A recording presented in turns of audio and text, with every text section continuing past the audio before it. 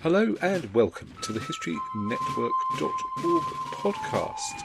If you would like to become a patron of the podcast, just pop along to patreon.com/the History Network. Thank you to all our patrons who make this podcast possible. The HistoryNetwork.org podcast, Season 32, Episode 4, Ross Lewis Mangles and William Fraser McDonell at the Siege of Arrah. This episode was written by Murray Darm. Murray is an ancient and medieval military historian from New Zealand living in Australia. He has written more than 100 articles on various aspects of ancient and medieval military history, as well as other historical topics from all periods, ranging from the history of opera to the runic alphabet and recipients of the Victoria Cross. He is the author of Macedonian Phalangite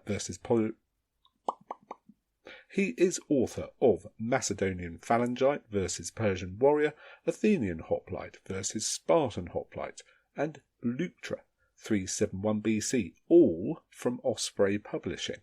He is a regular on the Ancient Warfare podcast and writes regularly for us here on the HistoryNetwork.org podcast also.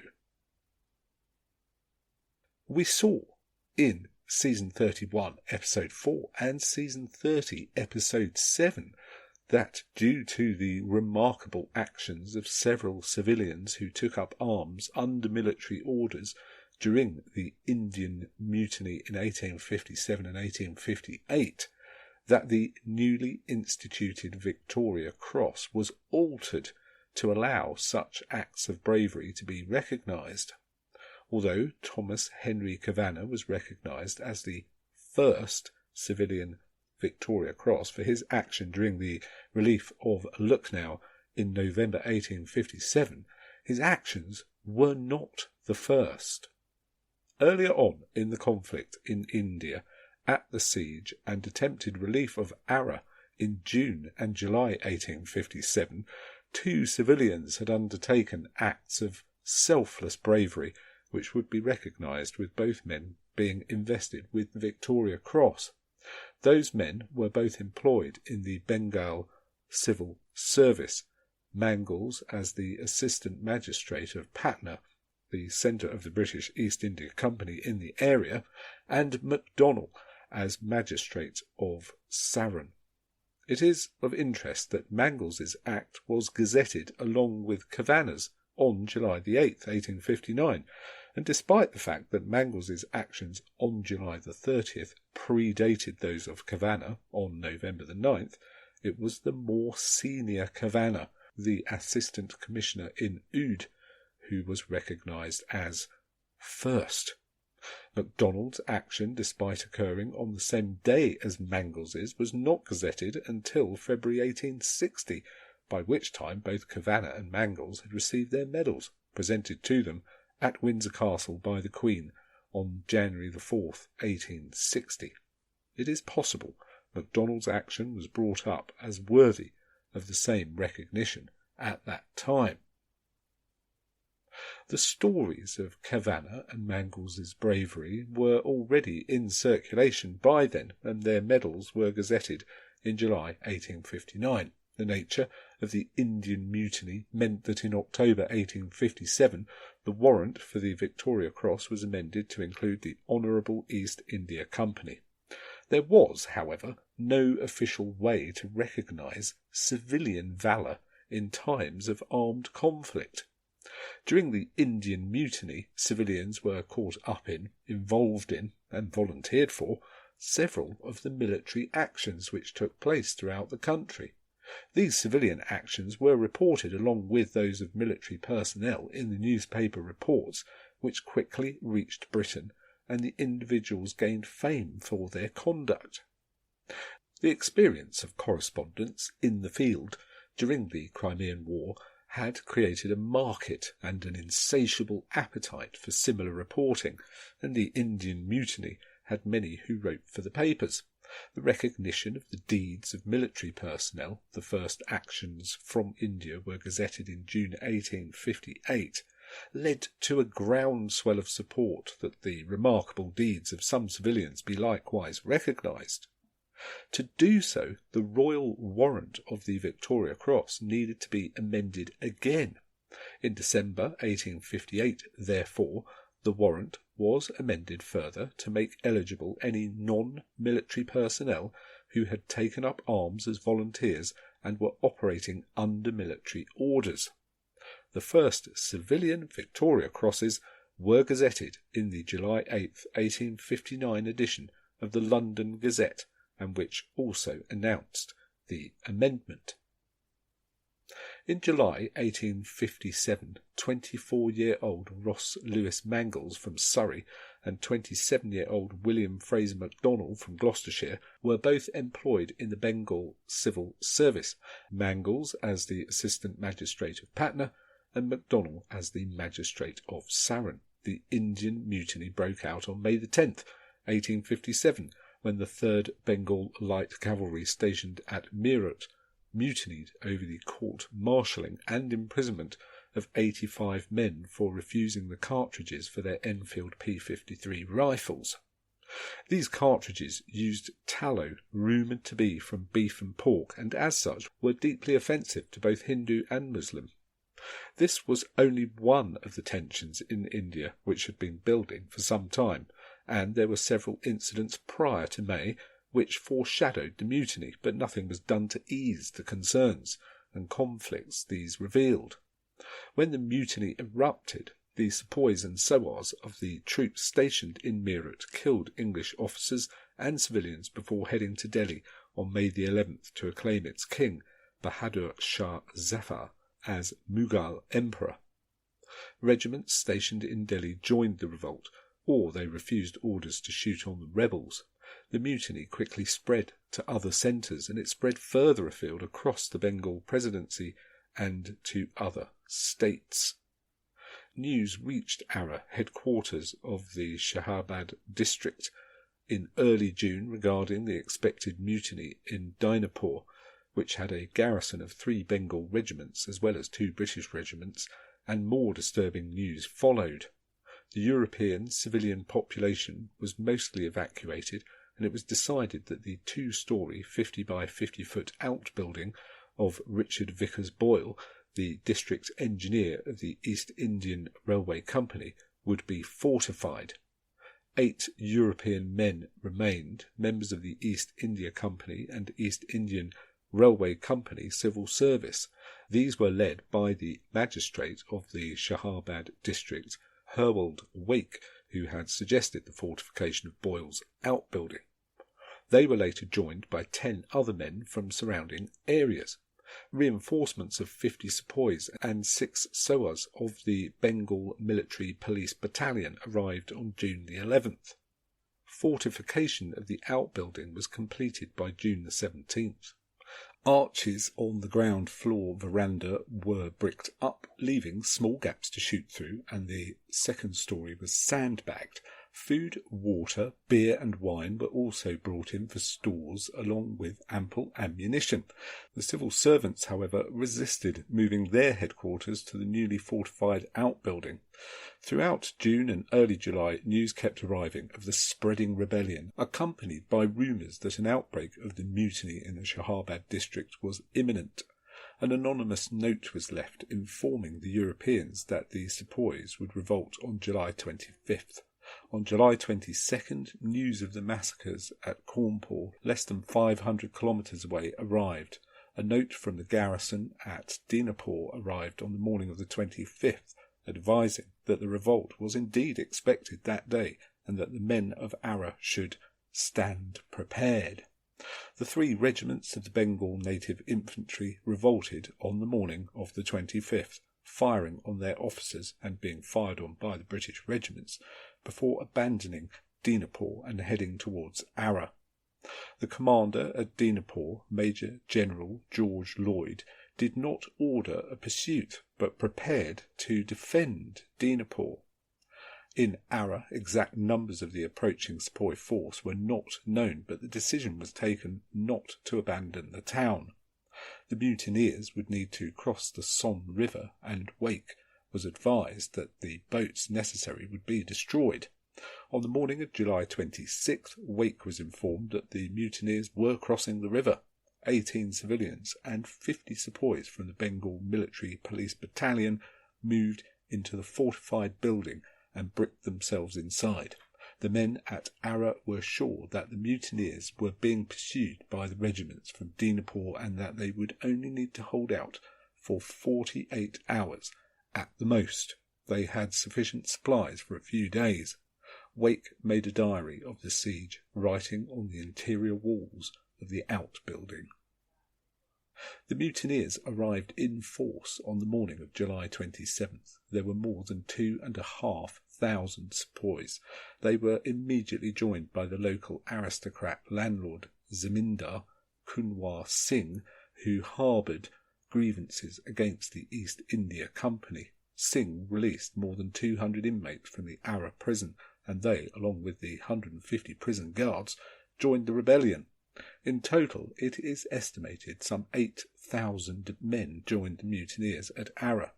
This enormous force immediately charged Boyle's fortified building. They got within 100 yards of the building when the small garrison inside opened fire, killing 18 and forcing the remaining rebels to seek cover. Over the next 7 days, the besieged garrison was kept under constant fire. 2 small artillery pieces were brought up on July 28th, though they did not attempt another assault.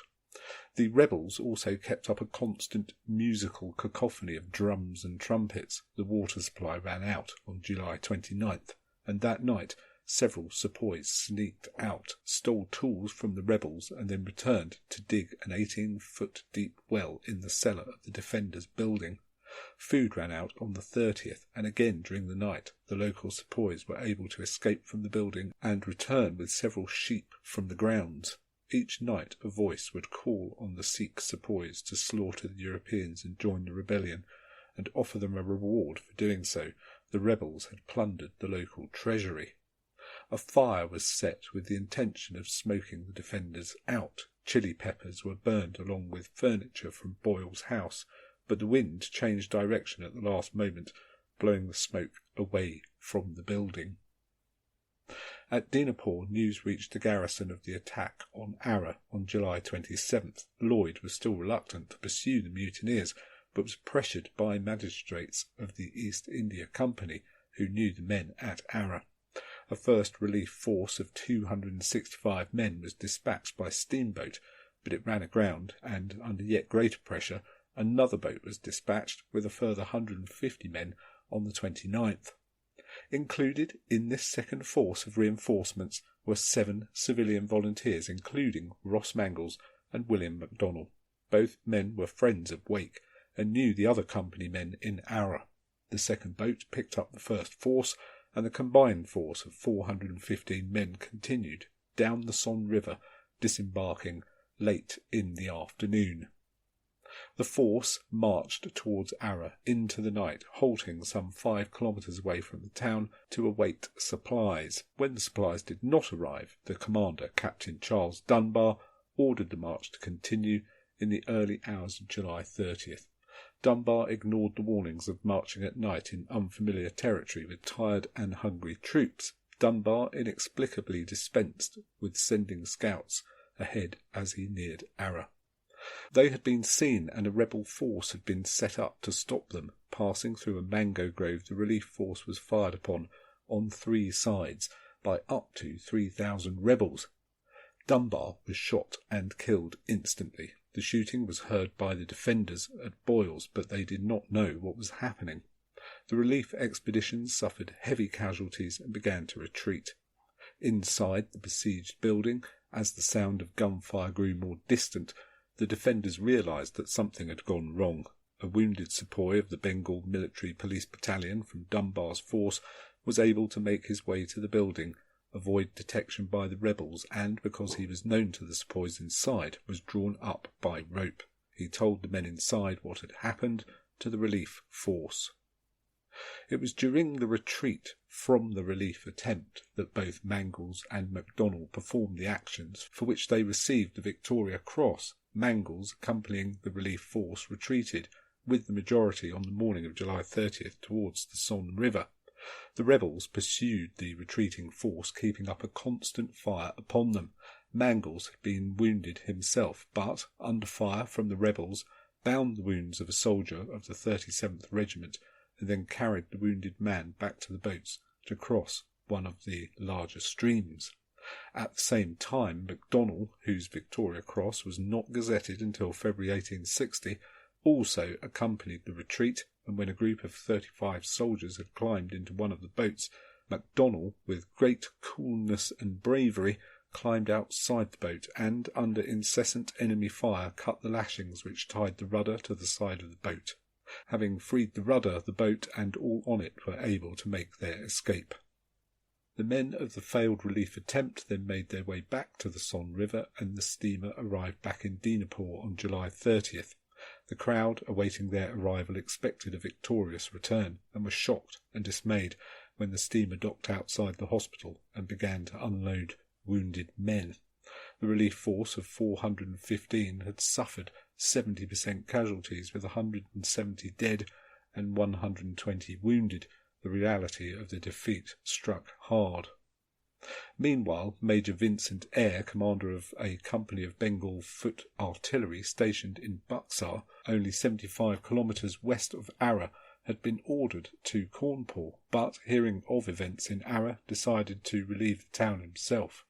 He was unaware of the failed relief effort from Dinapore. He was able to gather a force of 225 men, including civilians, and 3 guns.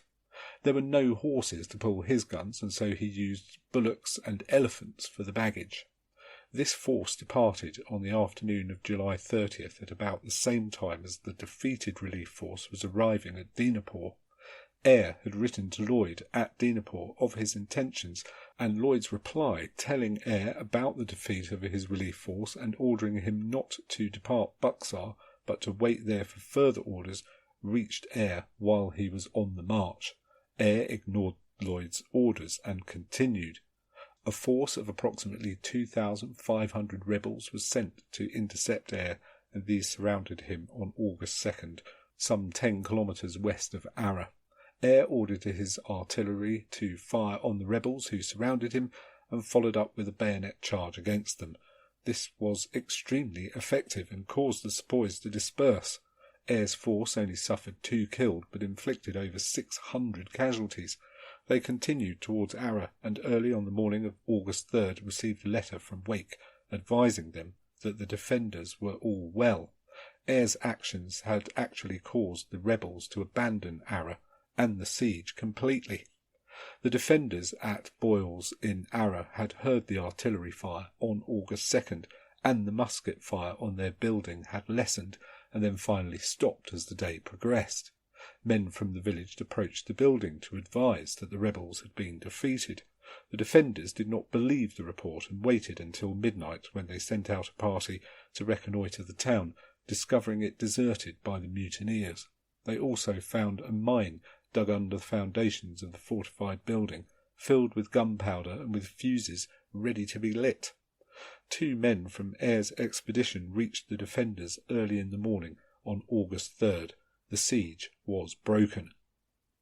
Eyre received reinforcements and pursued Kunwar Singh to his seat at Jagdishpur, some 30 kilometres to the southwest of Arrah.